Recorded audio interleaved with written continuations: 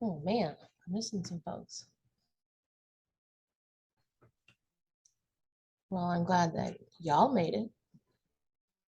Okay, so I'm gonna be transparent. I've had a rough couple weeks. That's why you have not gotten your exams back. We all have things going on in our lives. I'm the same way. I don't want to overshare, but like I've had an illness in the family. I've had like 2 grant proposals due. I'm just hanging on. But today, today is blocked off. I don't have any more proposals.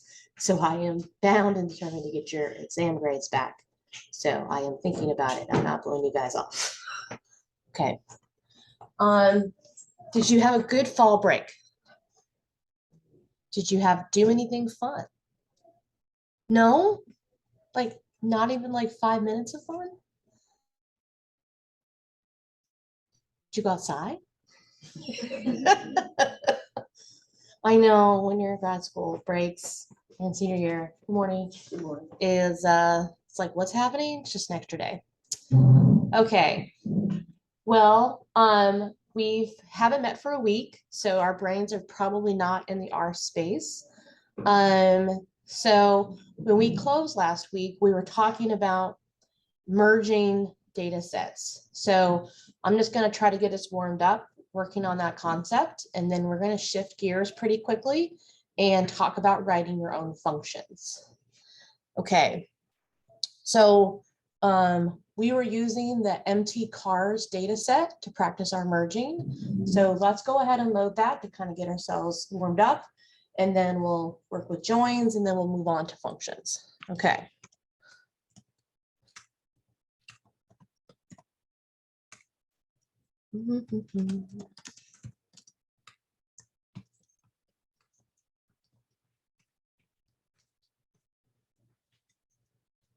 Okay, so let's see here.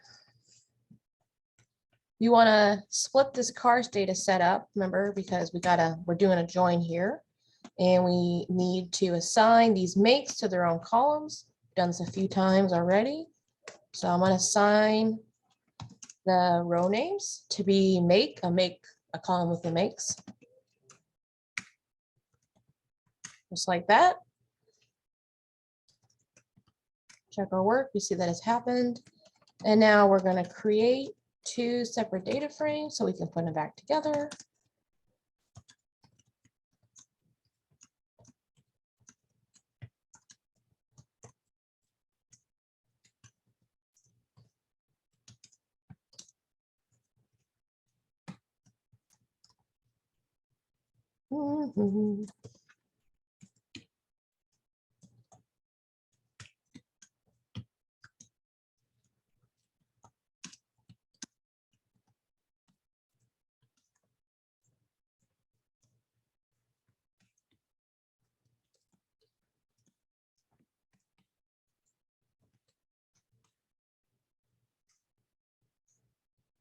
Where did I misspell something? Cycle DSP. I thought I spelled that right. Ah. Okay. All right. Did a little fast. We all set? Yeah. Oh, absolutely. I'm sorry. I thought I had done that already. Thank you.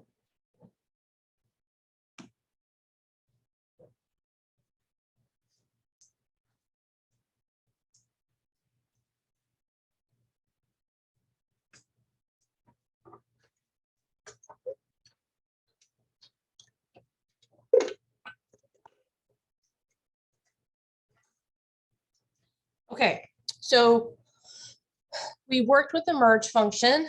Let's refresh our memories.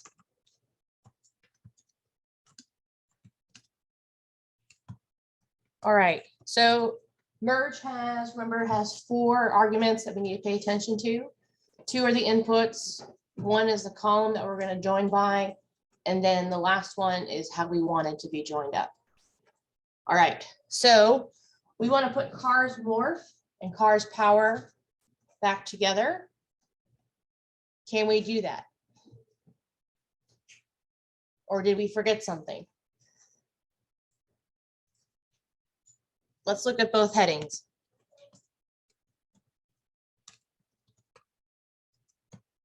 All right. let's go through the arguments maybe. Maybe that's going to jar your memory. Okay. Go down here. Do you need to make that bigger? Okay. All right. All right. So our first input arguments are going to be those data frames that we're going to put back together. So our X will be what? Car morph maybe.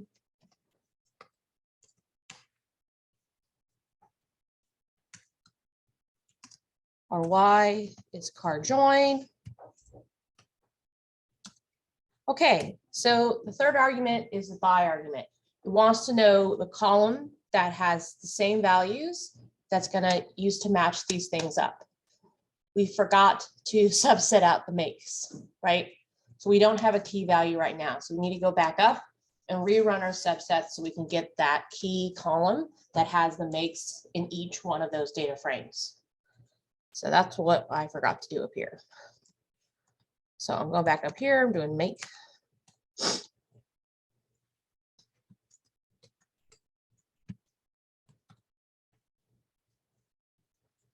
So now we have a key column in each one of our data frames, okay?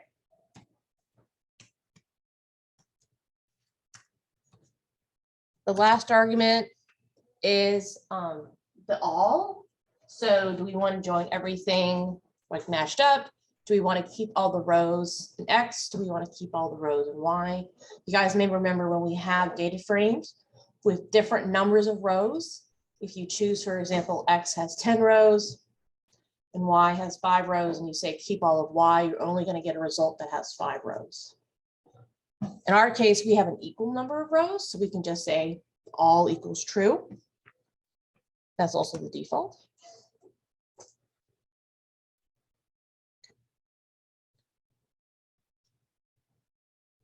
Ooh, I need more coffee. There you go. All right, and we put it all back together. Okay. A version of this that I don't think we've seen is the join argument.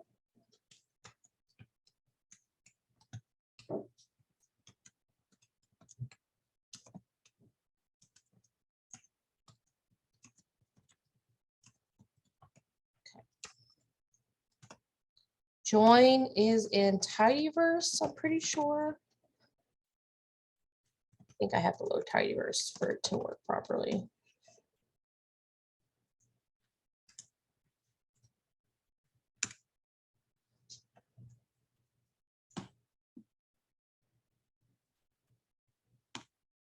Yes, it's in a dplyr. Okay. Let's bring this up for a minute here. So I'm just looking at the help here for this function. This has got some more options than merge. Well, I guess it has like, you can use separate functions. So, you know, like in merge, it's like all X or all Y. Here, instead of just saying all X or all Y in that argument, it's like right join, left join, full join, things like that. Okay. So these 4 different join functions do all the same things in merge. Both are right. I like merge because it's just one thing I have to remember, not because it's left or right or things like that.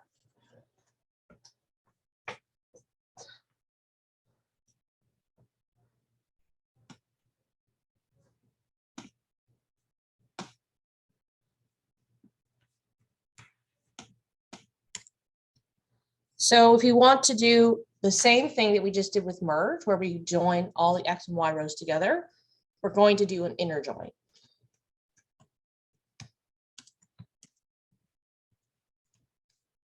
So we still have to put in the data frames that we want to work with. So in case it's car morph and car Y is equal to car power. And let's see here. I think we have to, yeah. So we don't have to put anything in the by, it just says, okay, which is your key column? And the default is that it's joining all the X and Y's together.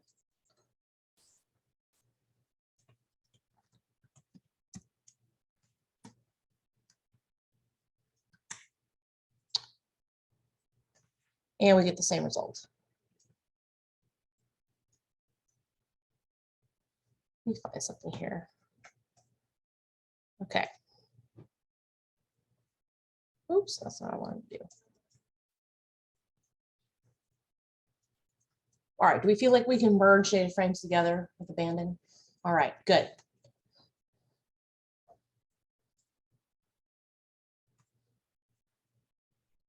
Probably should say this.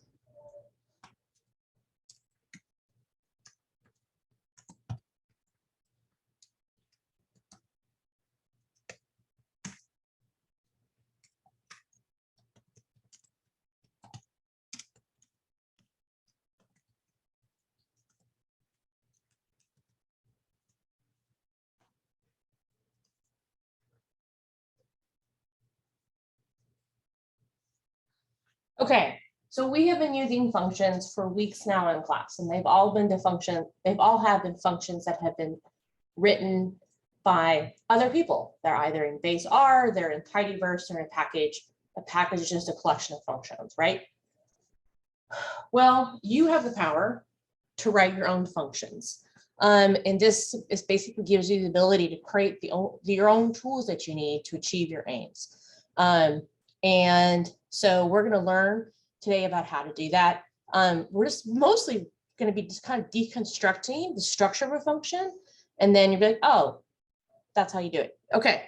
So the structure of a function, and we've kind of gone over this a little bit, is we always have to say function. This is how our starts. It has arguments. So we've gone over those a few times.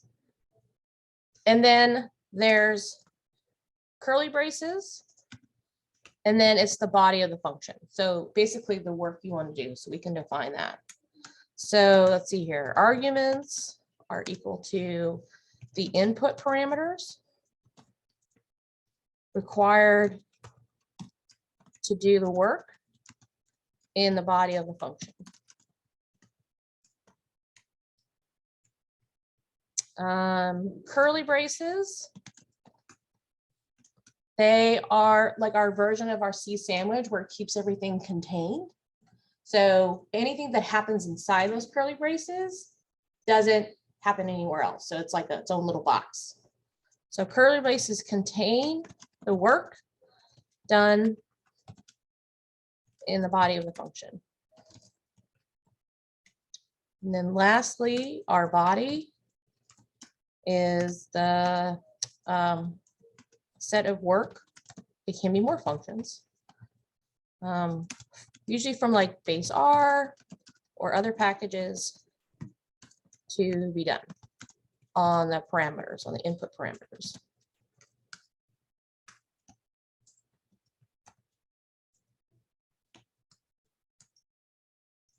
Okay, so let's bring out a very common example. We're going to, our mean function, right? So X is an input parameter. And let's get this better.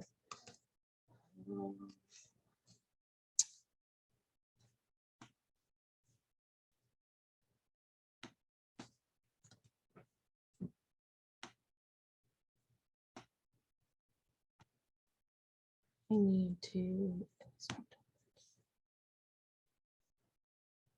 no, that's not right.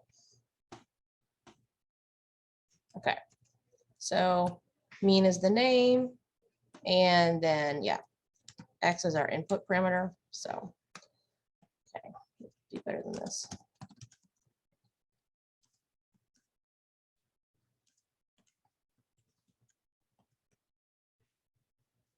This is a very basic example. Okay.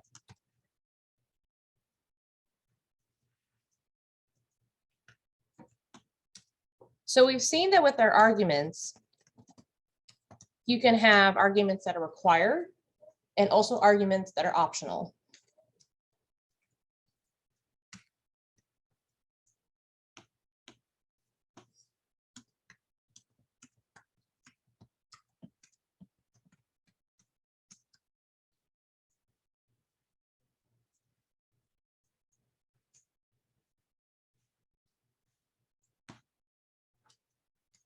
You can also assign default values.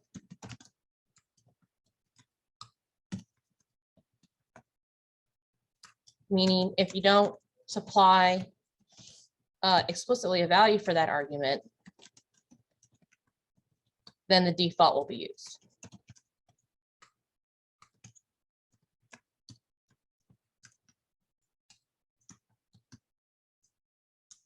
Okay, what does this look like? So we're going to make a function with two arguments, x and y. I'm going to get my curly braces going. And the work that I want to be done in the body is that I want x to be added to y. X plus y.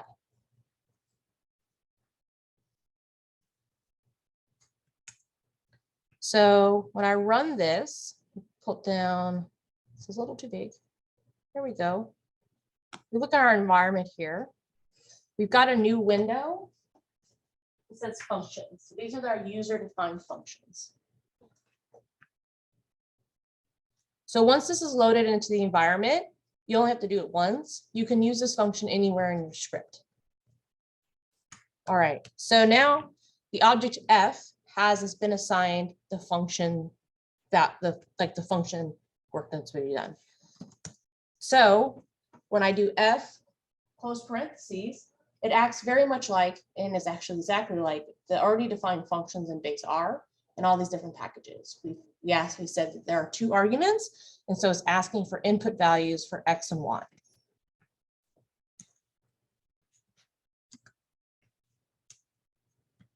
So if I use 1 and 2, what should be the output? 3. Dun, da, da, da. Okay. So in this case, we have two arguments.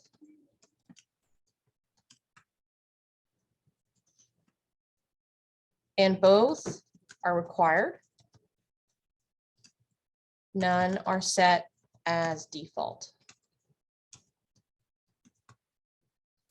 What's going to happen if we try to run this only using one input value? So, here we go. Oops, my bad. Let's say x equals 1, and I just leave the other blank. I'm not sure what's going to happen. Let's find out. We're not defining y. We get an error. It says argument y is missing.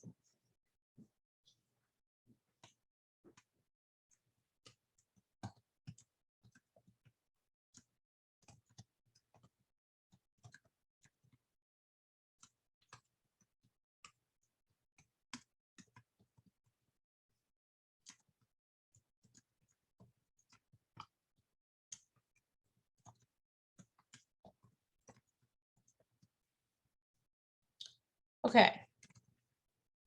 So what if we set y to be a default? So I'm going to copy and paste line 39 here, and I'm just going to make a minute change. So I'm going to set y equal to 10. Bless you. Scroll down here. I'm going to call this new function f2 to distinguish it from the first one. So we run this, and we should get a second function in our environment over here. There we go.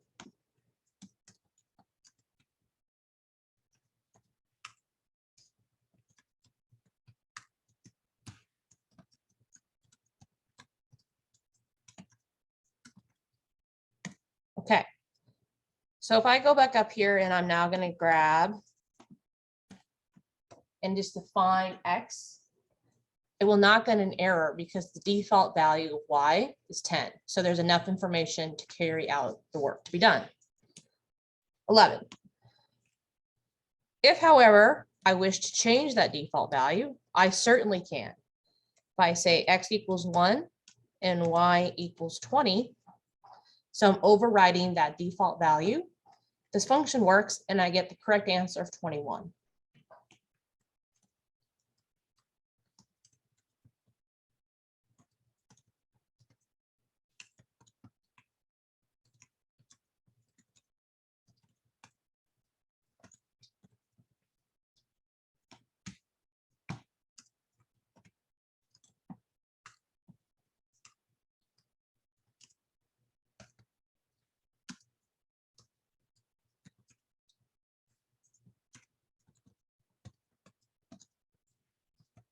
Oops, that's not what I wanted to do. Okay.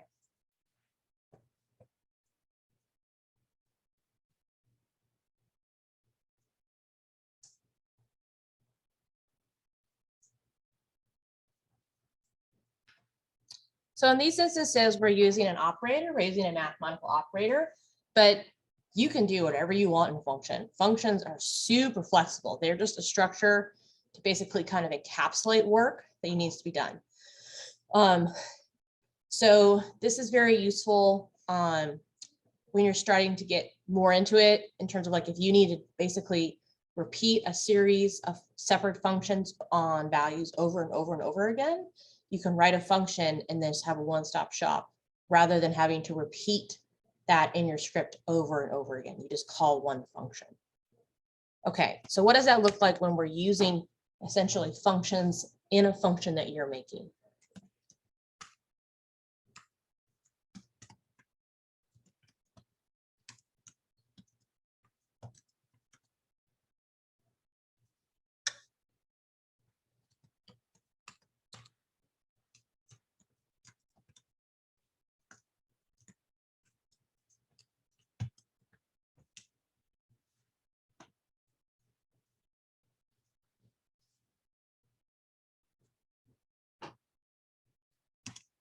So I'm going to define an object called V, and we're going to say that that is going to have the values of the square root of 1 to 5.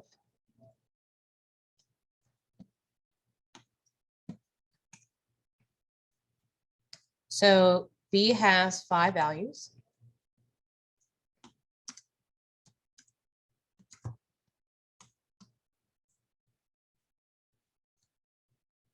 Bless you. We'll write a function to use V in it, in the body of our function. So we'll have, let's see here, the input argument Y. And then I have my curly braces because that's where I keep my work. And we're going to do Y plus V. So V has already been defined. Let's see if this goes.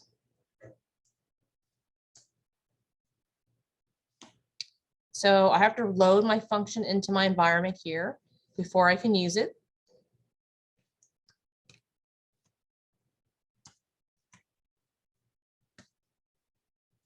And the only input argument I need right now is Y. I'm just selecting for grins and giggles. And it returns 5 values, right? Because there was 5 values part of the object V. Okay, we don't have to actually define V outside the function.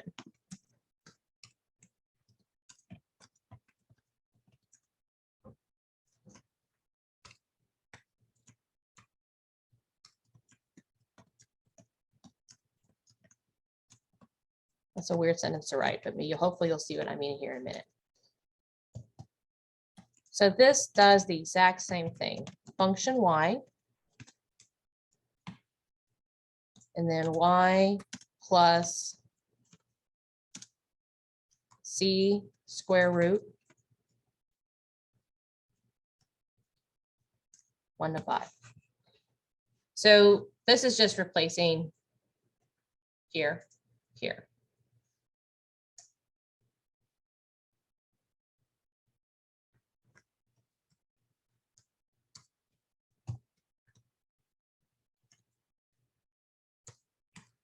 Y equals 4 again, and we should get the exact same answer.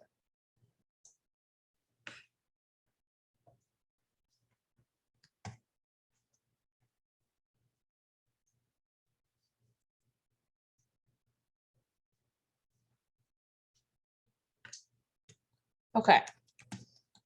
What happens if we include an argument that has not been defined?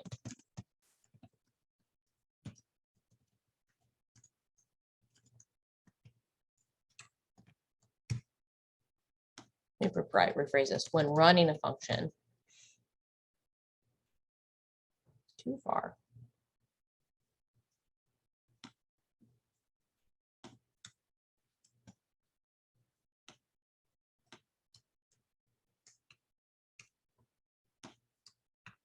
So what do I mean by that? All right, so in our first function f, we were doing x plus y.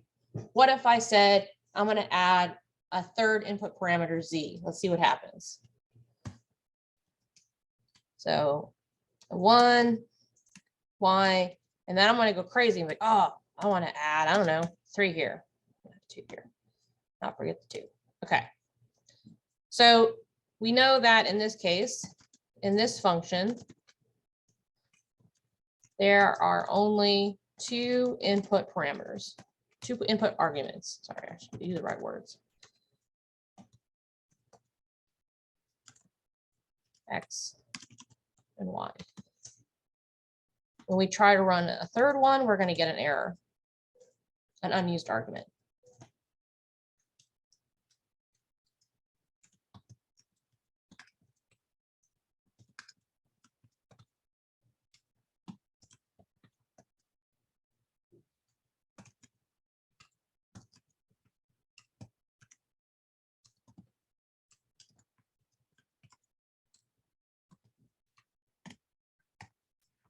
I believe, though, that there's a workaround this little funny issue.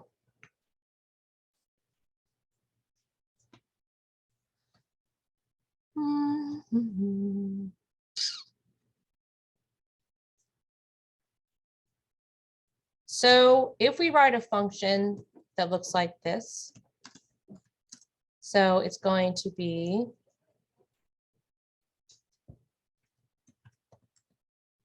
x, y. I'm going to try this, and this will look strange, dot, dot, dot. I'm going to have my curly braces to do my work. So x plus y plus z. Let's see what happens.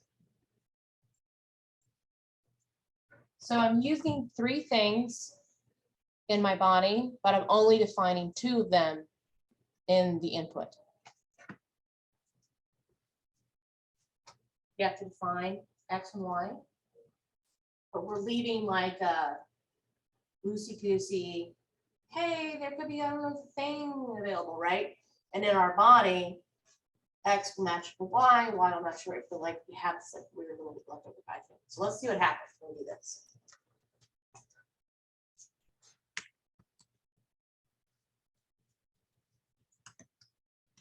So I'm going to define x as 1, y is going to be 2, and z equals 3. Oh, I got to run this. Make sure you run this. C not. Let's try this.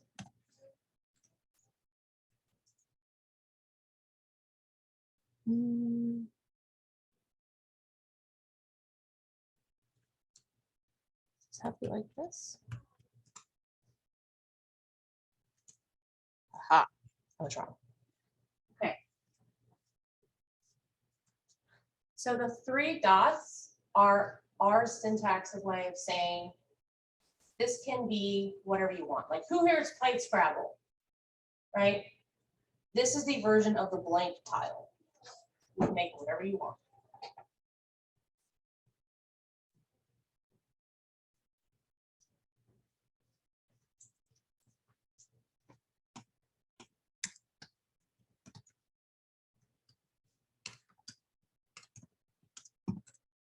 Is blank the blank tile in Scrabble.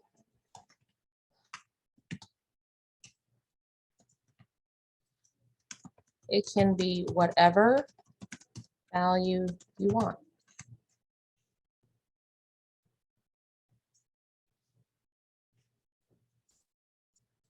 You do not have to define.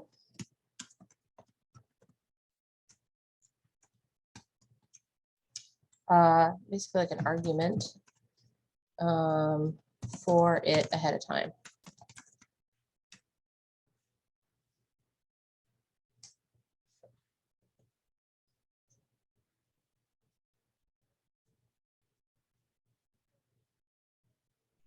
Okay, so let's get going and try to write ourselves a function that's going to convert degrees Celsius into degrees Fahrenheit.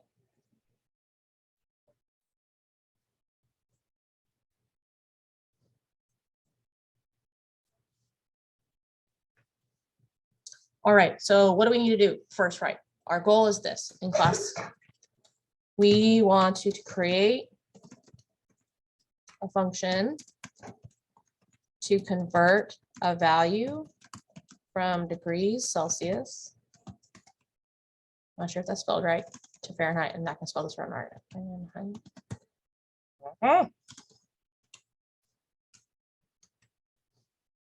Okay, so what's the first step in like solving this problem? What do we got to figure out? Does anyone know this conversion off the top of their head? That's okay. Nobody does. It's weird. It's like 32 divided by 5, 6 or something like that. It's crazy. There's fractions involved. Go ahead and look it up. You've got some internet. What? C by 5 f minus 32 by 99. Shh, look at that. Give her another hand. Good job. You're gonna have to say that slower though for me. Okay, so it's C minus, you said 32 C divided by 5 divided by 5 f minus 32 equal. equal to f minus 32 divided by 19. So how? Wait.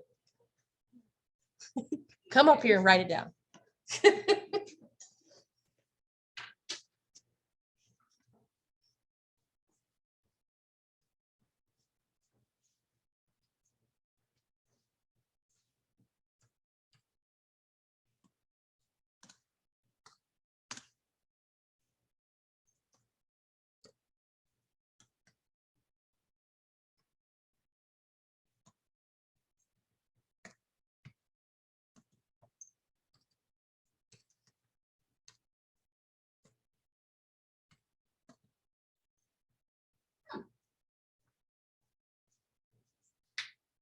Okay, so did you multiply all that by 5 to get C? C divided by, actually that was the equation for converting Celsius to Fahrenheit. Okay. But we want to get C by itself, right? C for Celsius, A for Fahrenheit. Right, right. But right now you have Celsius divided by 5. Yeah. Right? So if we want to get Celsius by itself, So we have to multiply it by 5, right? yeah. So then this part gets multiplied by 5.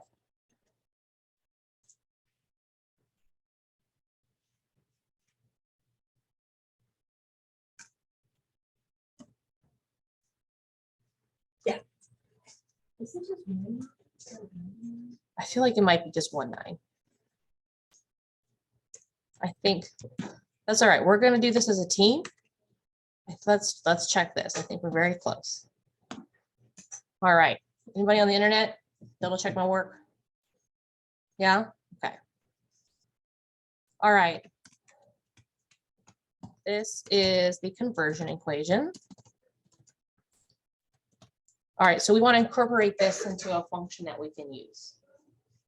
So we want the function to return the value f. Okay.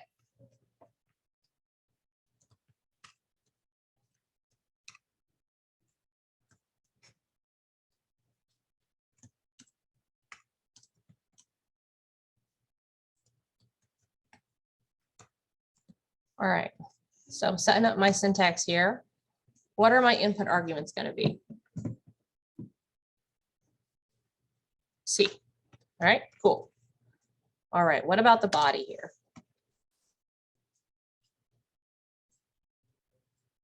Yep. Just going to copy this.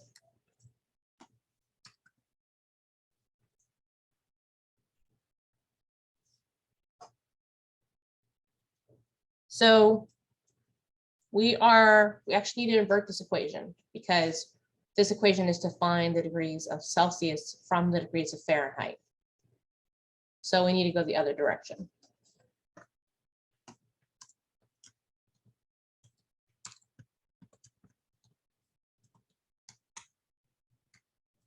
What's the equation to go the other direction? I mean, we could do algebra real quick here. I don't want to do algebra quick. You guys help me out.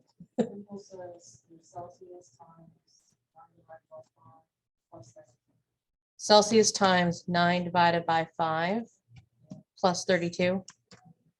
Okay.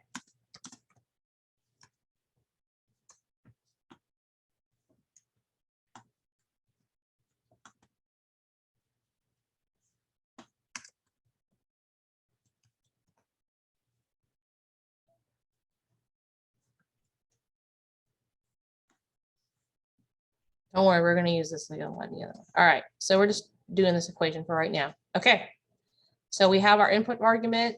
We have it defined in the body of our function, and then we have the work that needs to be done.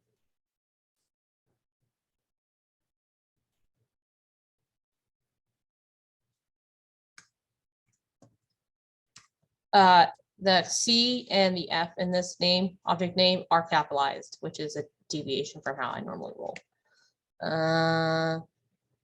22. 71.6 degrees. So nice.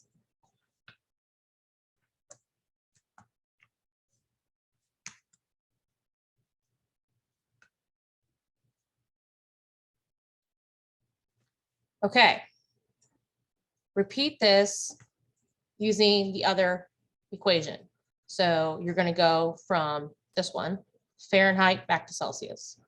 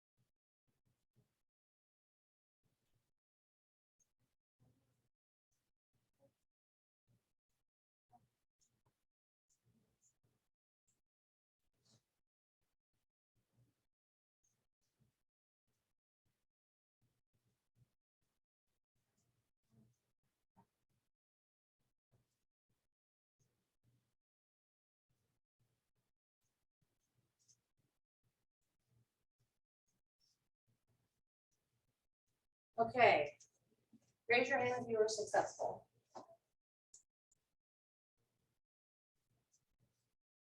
Raise your hand if you need help.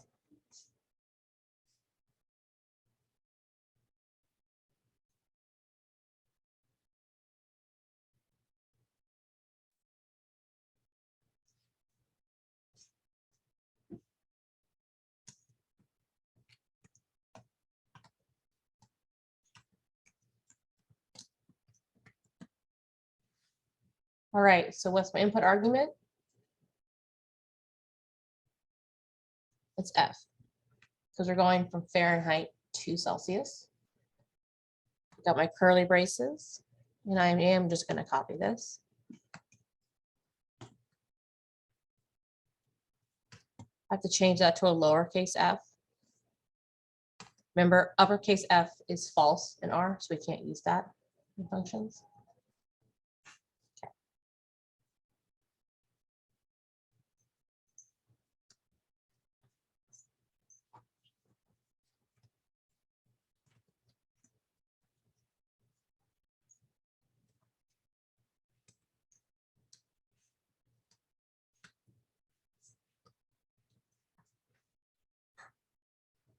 Did not run this, that's why.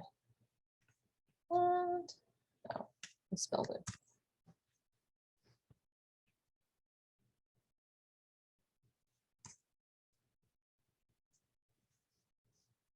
Okay. So let's incorporate a base R function into one that we're writing.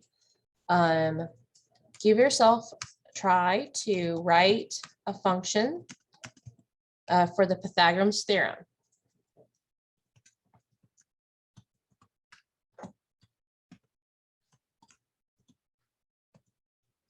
If geometry has been a hot minute, that is finding the hypotenuse length of a right triangle.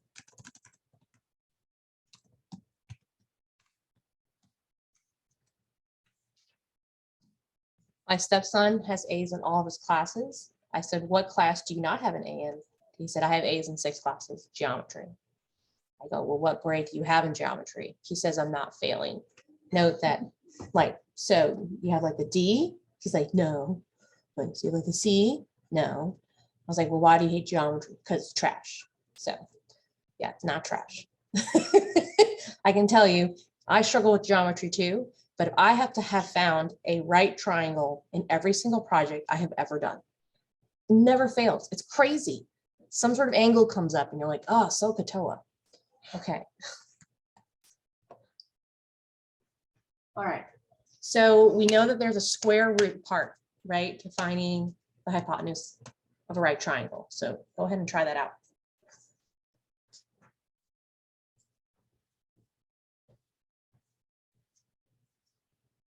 You don't remember that theorem? No judgment. You can look it up. I don't care.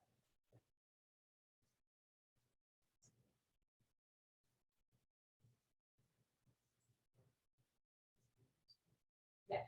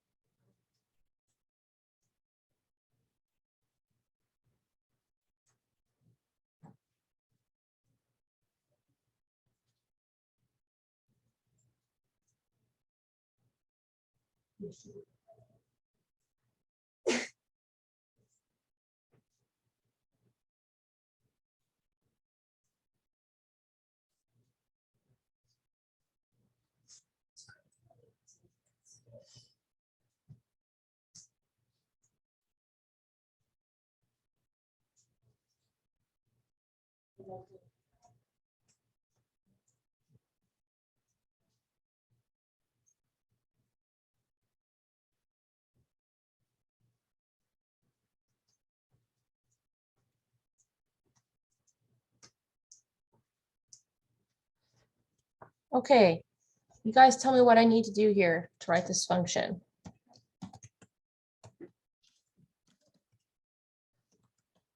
All right, what are my input arguments?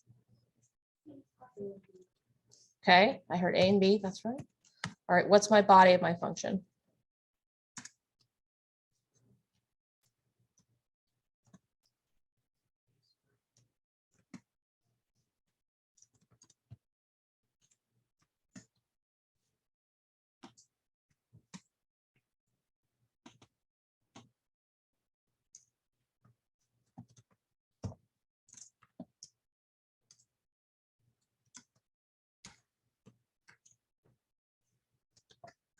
Good job, team.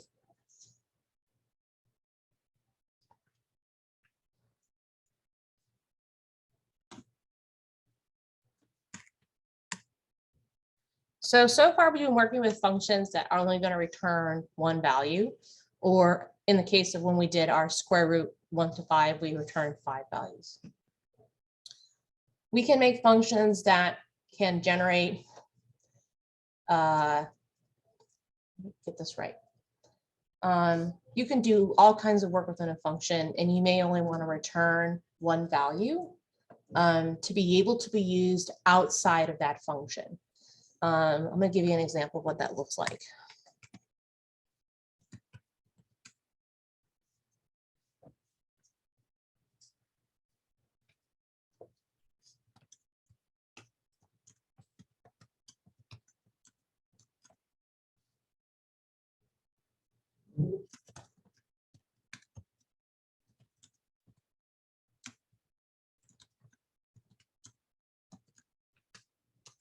You can define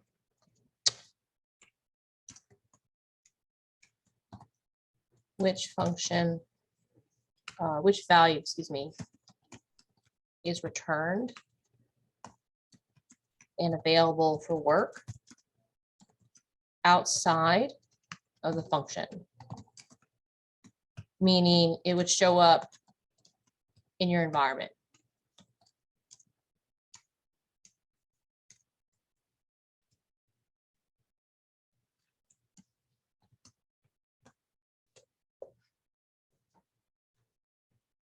Let's go back here. Come back. Go. Go. I'm not reading that.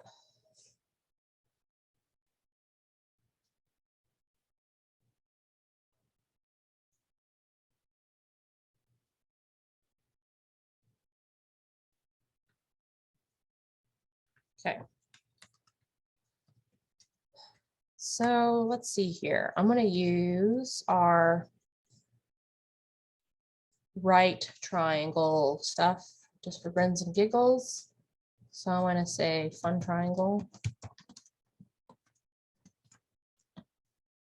A and B will be continually be our inputs. I'm still in my curly braces. I've just done some returns here to give myself a little bit more space to work with.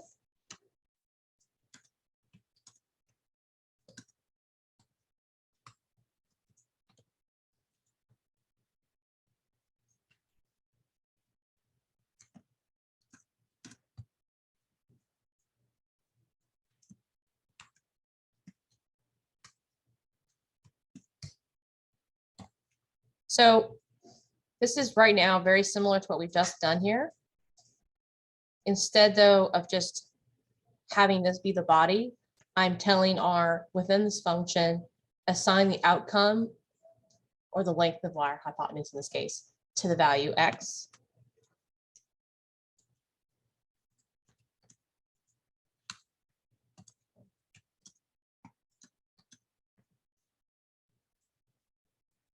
Then I'm doing another calculation where I'm asking it to add 100 to X.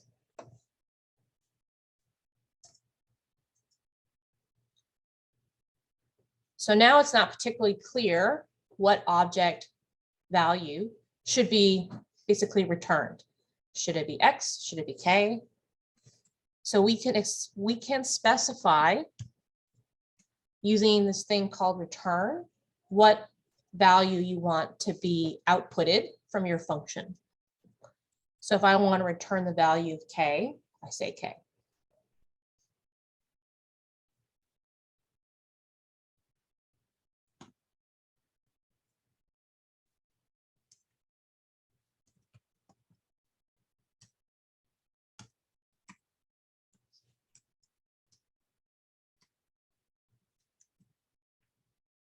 So return K. All right, so let's do this where we return X.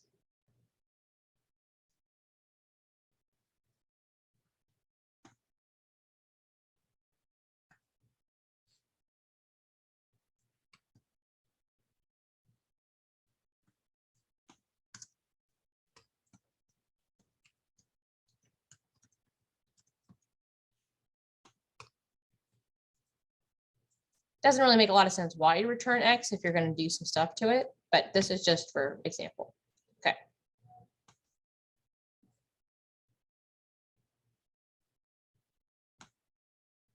So I'm going to repeat this. Note that this function has been called fun triangle 2. So I have to make sure I change that here. Oh, I capitalized X. That's the problem. Oops, my bad. That caps lock key. All right, let me rerun this so that it loads right into the environment. Okay, and try again. Dun, dun, dun, dun. It just returns the value of X.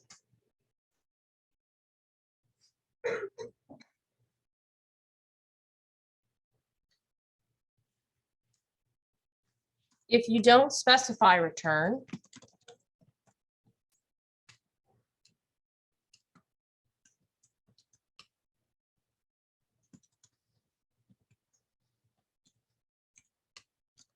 in a function, then it will give you back what the last value of the expression it ran.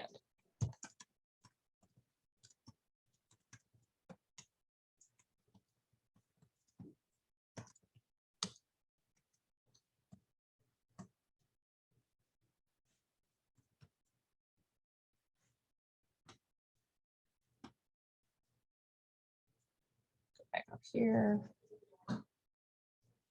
Oh, too much. Just copying this.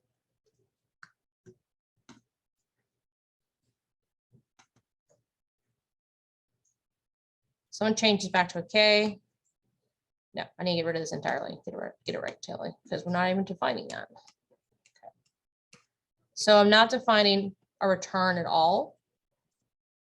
And so it's going to default and just give me back the value of K because that's the last thing it did.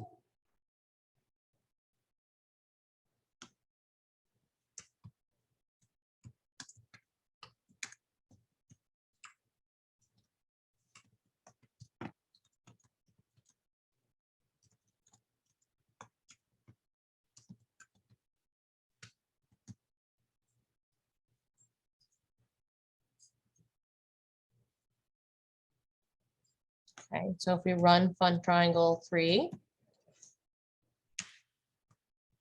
A equals 3, B equals 5.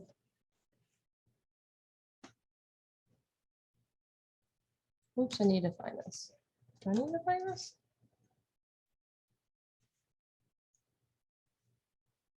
Why does it not give me an output?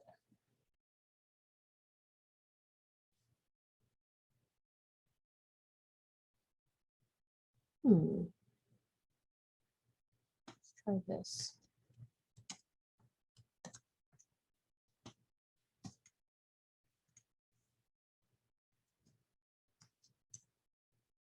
There we go.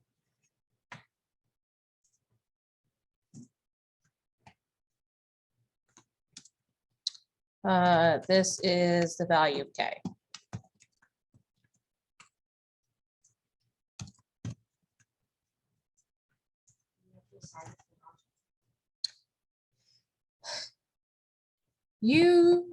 That's where I was perplexed because you shouldn't have to. I don't know why it didn't show up.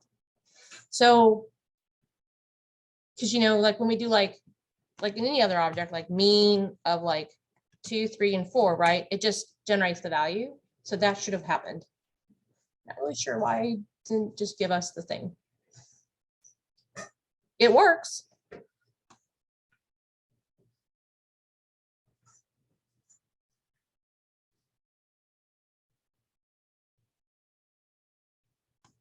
Okay.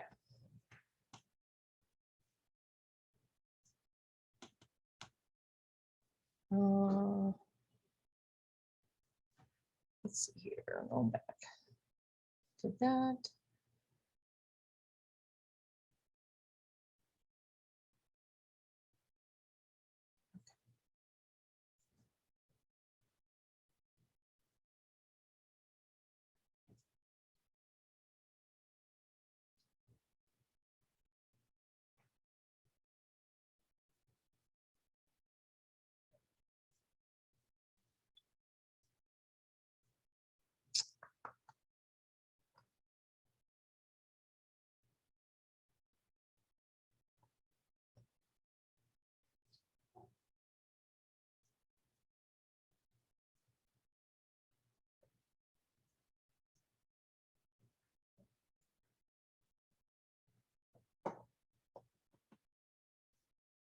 Okay, so let's practice making some functions of our own. Practice makes perfect.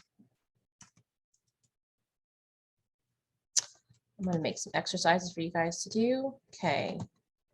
Write a function to convert from degrees Kelvin to degrees Fahrenheit.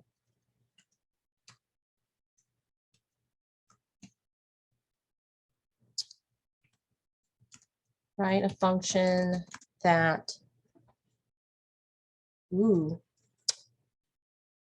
that uses the function paste as part of the body and returns a statement.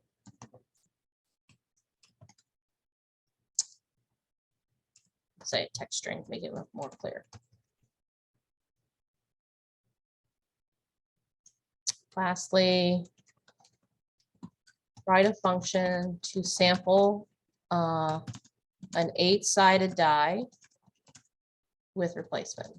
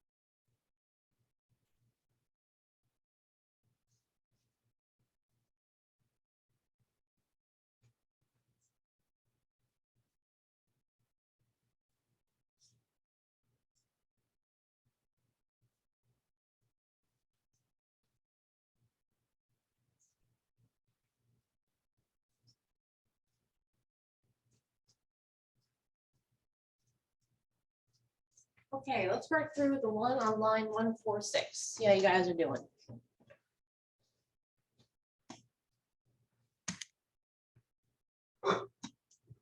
All right, what's this conversion?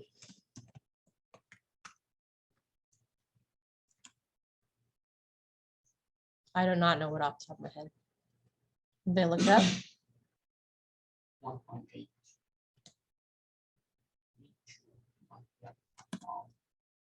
A minus 172.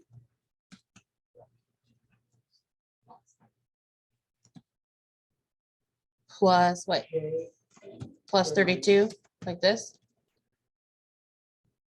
What? you can put bracket between A and minus 273 plus this. Just plus that. That's it. Like this? Okay.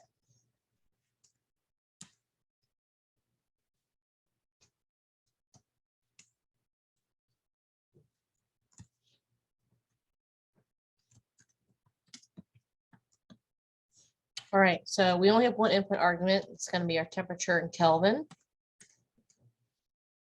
Our body is going to be this little equation.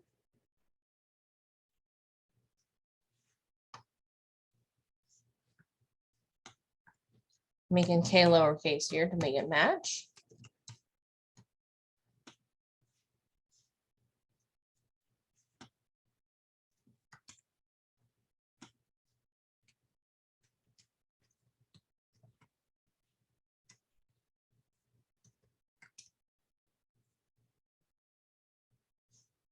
So hot.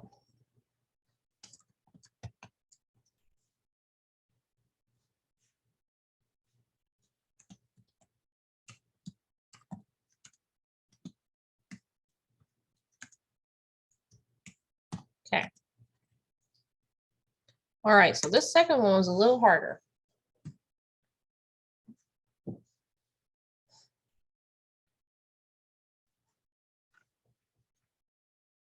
Anybody have success with this?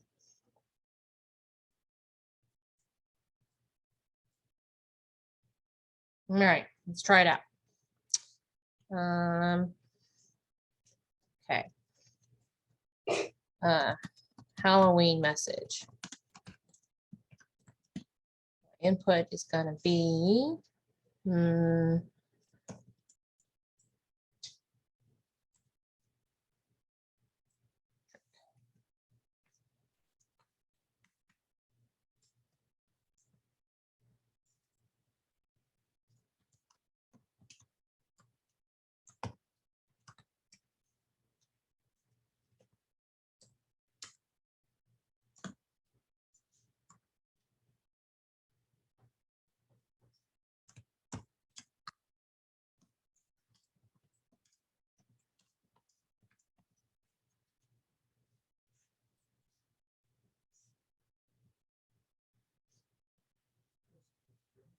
what?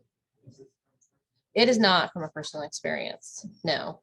I'm actually disappointed because Halloween doesn't seem to be like the youth don't come out and like make mischief.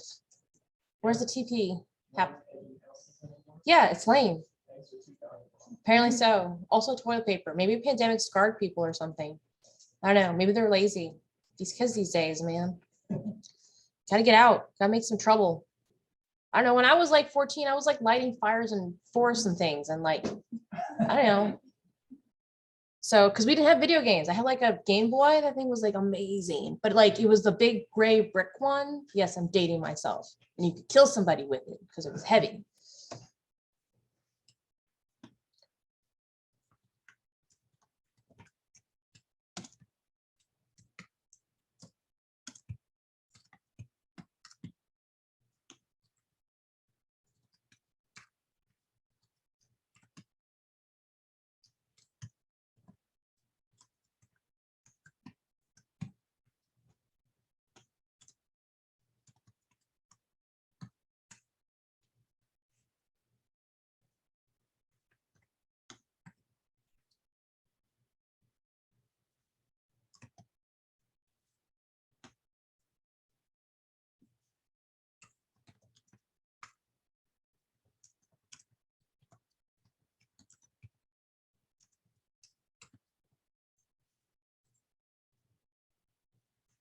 Okay.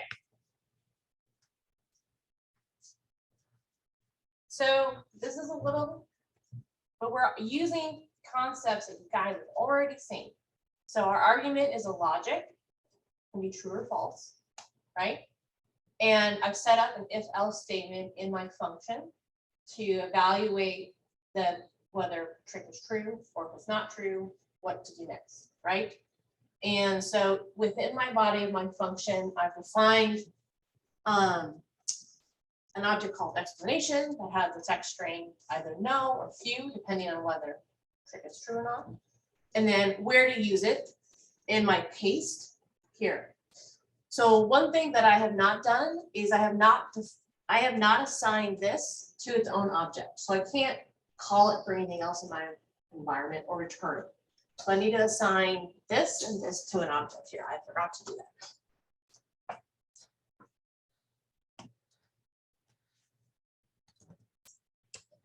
Call this message in both cases.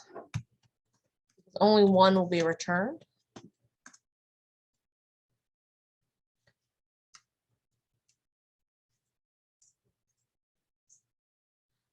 I don't have to specify a return here because only one should be returned. If you want, there is no harm in doing return message. I don't know. I do this because I just like to be very clear about what I'm doing, but it makes your code more verbose. So I'm going to say that this is not necessary, but does not hurt.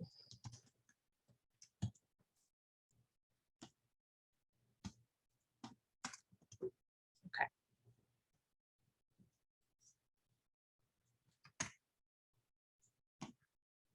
If trick is this better? Dun, dun, dun, dun. I needed 2 equal signs there because that's the equal operator. Okay.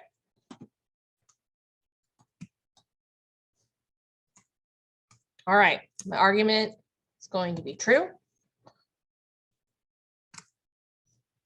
Exclamation not found. Did I misspell it? Yeah, I probably misspelled it somewhere. There we go. I have to rerun this.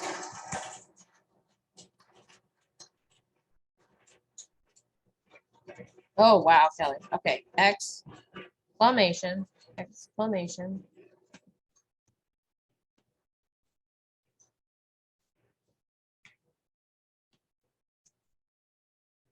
Ta-da. All right.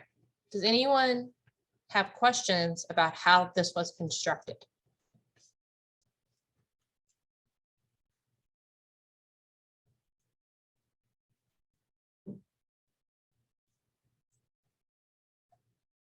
Okay.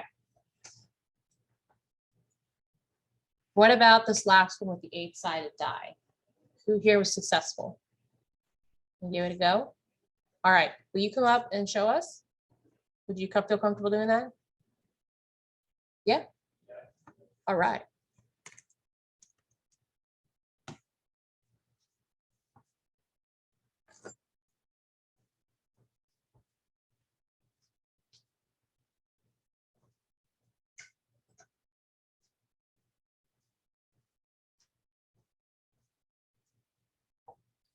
So the first thing I'll do is I'll just give it a name.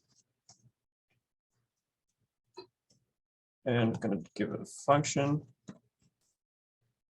Here I'll just call it X.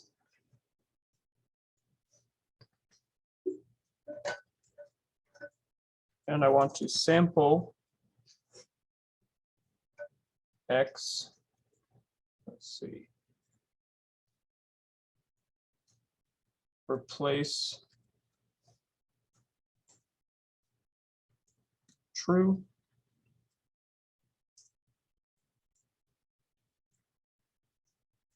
And then I'll do dice. Oh, 8-sided die. And then I sample the dice.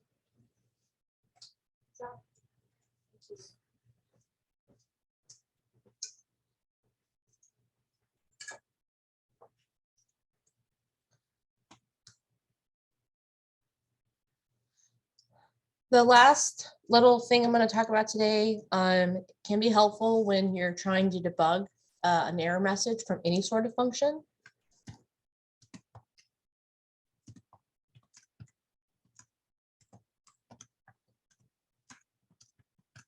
So you may remember that we use structure to look at, I'm going to pull up cars here for a second because we had loaded that up, to look at like the structure of data frames, right?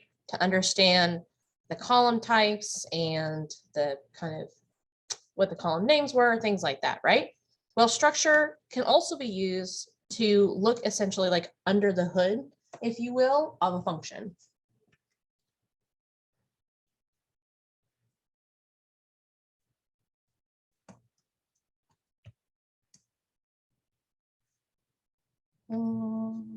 That's not helpful. Let's get something more explicit.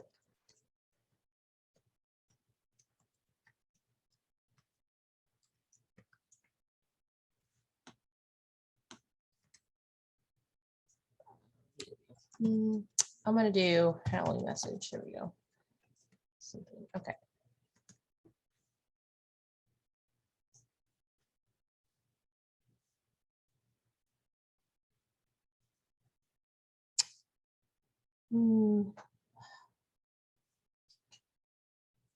That's not what I wanted to do.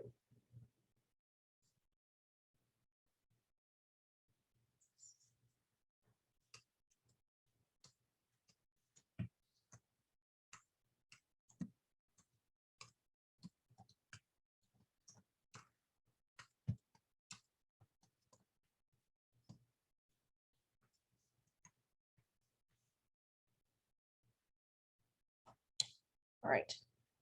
Why am I forgetting how to do this? Okay, I'm gonna remember how to do this when we come back.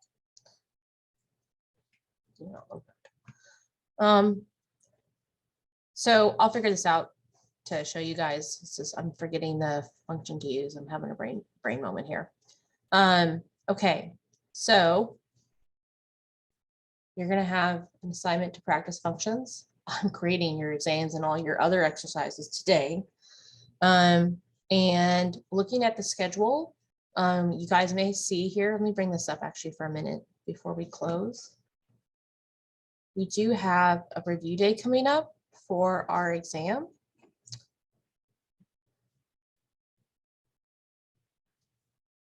Okay, this is our schedule. So we are a little behind. That's okay. No harm. We're right here. This is what we did today. And so our review day is going to be next Tuesday. So today is going to be our last day for like content for exam 2. Okay. And then on Thursday, we're going to start working on Tapley and Apply functions here. This is our next but that's not going to be on the exam. So today is the last bit of content that'll be on exam 2. Okay. You will know your grades before you take exam 2. All right.